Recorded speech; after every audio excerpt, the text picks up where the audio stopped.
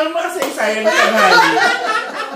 Marami sa inyo nag-aantay at nag-aabang sa ating next episode kung saan magluluto na naman tayo ng isang masarap na putahe ngayong araw na ito.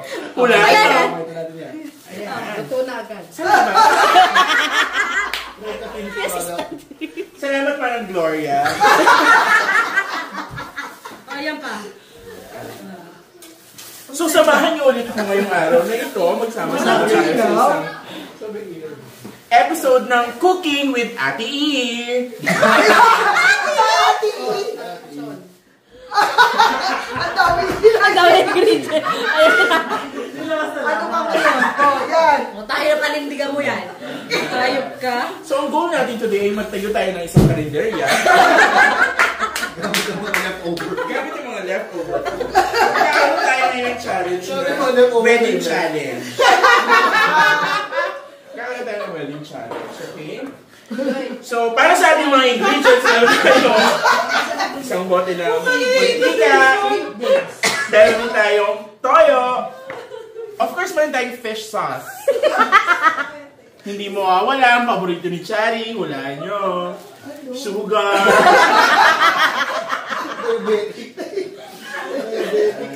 Paborito ng mga bakla, mantika. Kapalit kapag walang lube. Tawag yun. And syempre, para sa mga kaibigan natin na napaglilipasan na ng patamon, pero may asin pa.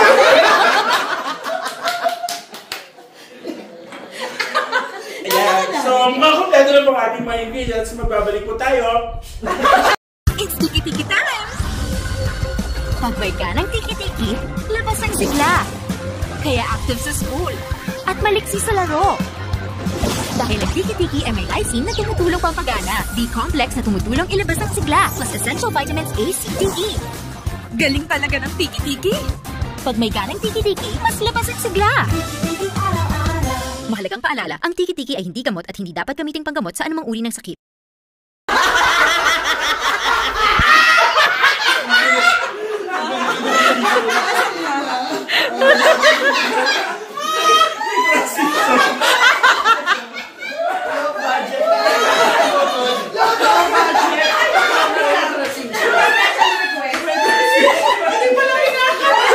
Akala ko mababaliktad na. Magsasago ka ba? Mababaliktad tayo sa araw na ito. Meron po akong makakasama. Isa po siyang sikat na child star. Bakit yung transition mo pang Naruto? So sa araw na ito may makakasama akong guest host. So, isa siyang sikat na child star noong dekada 90. Sumikat siya sa mga pelikulang pangmasa at tinawag siyang Little Wonder noong dekada 90. Ladies and gentlemen, Miss Matet Gomez. Pwede na nga makakatayo ang butang na. So, Miss Matet, meron tayong challenge niyo.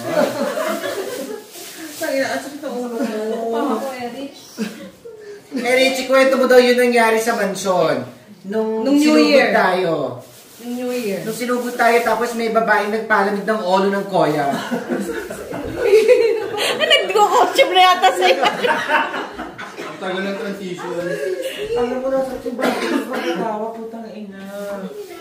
Boshi, kwento mo muna yung ano. Magbabalik po tayo.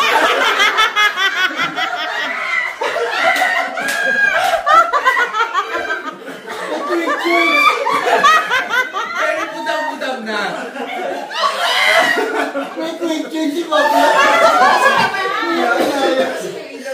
Walang ilaw yung ano. Narito po tayo ngayon sa isang madramang episode ng Sandok ng Kahapon. Ilaw dyan.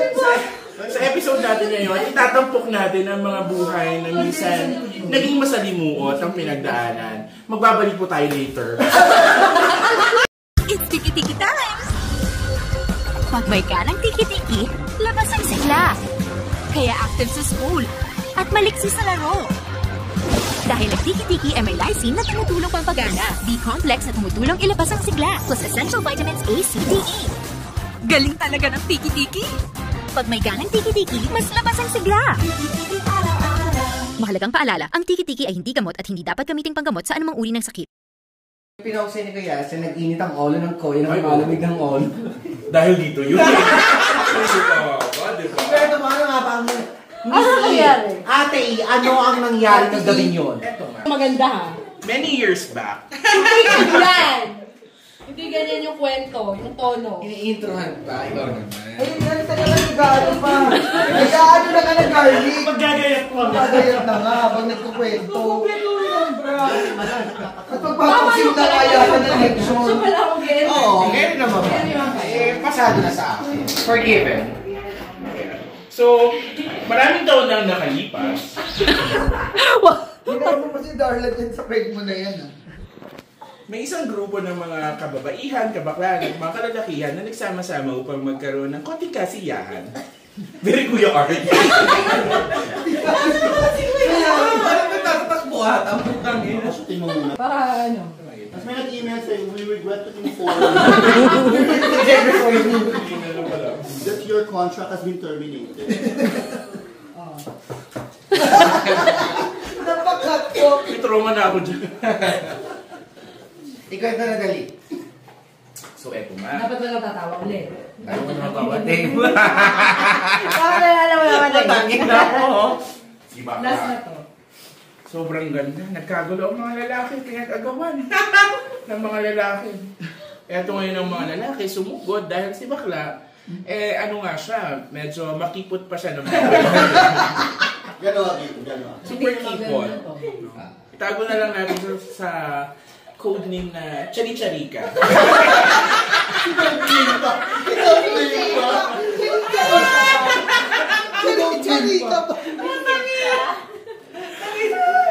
Susumugod ang mga lalaki dahil super wireline. Iba yung punto Iba yung punto din eh. Parang original na punto niya. Magsogod ang mga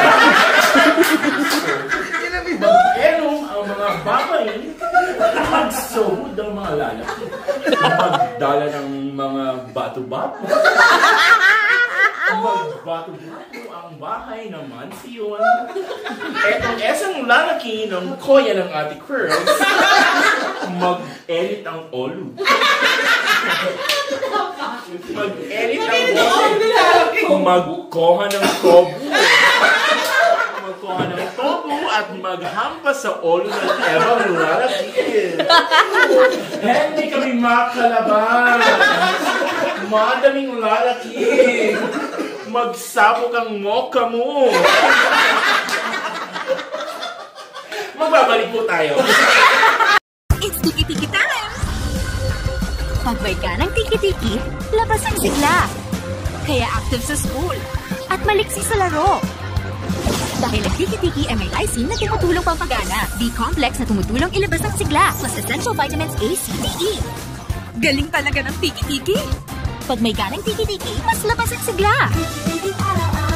Mahalagang paalala, ang tiki-tiki ay hindi gamot at hindi dapat gamiting panggamot sa anumang uri ng sakit. Eto na nga. Ang Koya ko, ma-edit ang olu. Maghawak ng tobu. Mamaya, ang babay. Lumapit sa Koya ko. Magsobo ang teki. Ang Koya mo, malamig ng olu. Hindi na magalit. Magsobong teki. Magkano ng poki. Magkano ng poki. Magbolong-bolong. Magkano ng poki. Maglamig ng olo ng lalaki. Kaya ang buhok ng babae. Ang buhok maggolong-bolong. Para ng baliw ang babay. Parang luka-luka. Pagbaba ng babae. Pagbaba ng babay. Maglompo ang babay. Magngatog ang tuhod ng babay. Magngatog ang tuhod. Maghawak sa dengue. Aray ko. Aray ko naman ay pwede maggatog ang tohol? Nagkwento ba dati maggatog ang tohol? Hindi, wala. Magbola ng buhok. Ang buhok na buhok sa buhok. Ang person dun eh. Nadadagdagan na yung kwento. Ang sabi ng baba, nadadagdagan na. Ano sabi ng baba eh? Mag-una. mag-uwi na mi. Mag-uwi na mi. Putang ina mo. Sinapalaman talaga eh, gano'n na gano'n. Yelo na naman. Yelo na, putang ina. Lagay mo sa freezer. Pabili lang ko yung ampaw para mga, mga 25. Mga gano'n. Oo. Kasi, Pero meron pa akong na-receive. Ano ba natatanong yan? Eh ngayon nagpapatayo ulit sila. mga 20. Paano mo nalaman? Sabi niya, Nagnamas kami ng Sabado. Ayun, hindi. hindi kasi niya, di ba yun yung pera sa atin, ang bayad ni TNT, yung 5 na. Ay na, swerte ni Bok na. Dapat talaga pinanamas na natin yung Kasi nga dapat ganito, tinanin muna natin si Madam Ko. Madam Si Ko, Bakla, ikaw babala sa usapan. ginamit ang mukha ko. Sino yan? Si Richard. Ginamit ng pest ko. Sa make-up, sa glam tip. Pinost pa. Akala sila gumawa. Oo, yun nga ang ano niya, ang caption niya. Ano sabi? Sabi niya, make-up team. Ginamit niya. Thanks for choosing our makeup. hindi naman siya gumawa sa'yo, di ba? Actually, dapat yun, magre-retouch. Si Joy. Ayoko na lang masira. Kasi maano sila.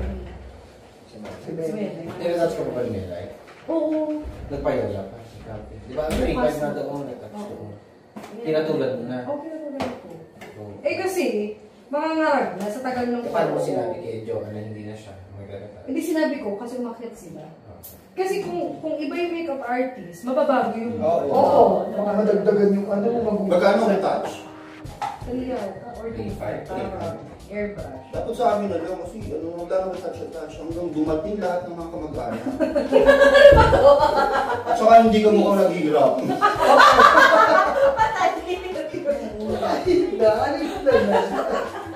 Na-cremate ka na, nakado ka pa rin.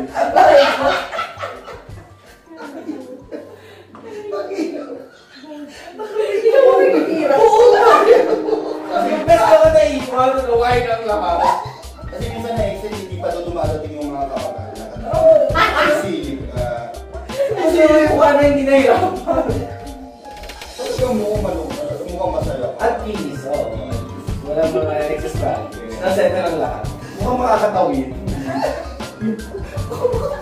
Maraming bata ang itatapos. Mukhang makakatawid ka na. Wala ka nang kailangan pang itambay.